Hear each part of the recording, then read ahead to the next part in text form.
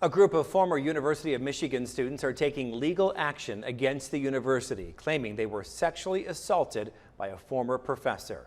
Thanks for watching the news at 6. I'm David Custer in our Flint studio. And I'm Meg McLeod in Saginaw. As TV5's James Felton reports, a court ruled the group took too long to report the allegations against the former professor, leaving them frustrated and wondering if they will ever see justice served.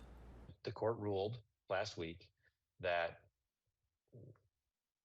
we waited too long, that the survivors waited too long. Attorney Daniel Barnett represents 8 former University of Michigan students who say they were sexually assaulted by former University of Michigan professor Bruce Conforth. Last week, a lawsuit against Conforth and U of M seeking an unspecified amount of monetary damages was dismissed by the Court of Claims. We're going to appeal that.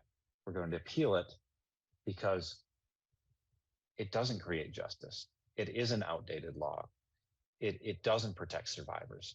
It protects institutions. As you can imagine, one of Conforth's accusers, Amelia Brown, says her life was struck a huge blow after the court's decision, which in part said the claims against Conforth and U of M were filed more than 2 years after the alleged act took place. It's despicable that our worth, our shot at justice, should be evaluated based on how many of us were abused, how famous our abuser was, how much press attention we're shining on them, or if we reported within a statute of limitations that is one of the least trauma-informed in this nation. Brown also made a plea to new University of Michigan President Santa Ono. President Ono, we are a group of survivors personally inviting you and the university attorneys to meet with us, to grant us the justice we deserve, and to line up your actions with your words.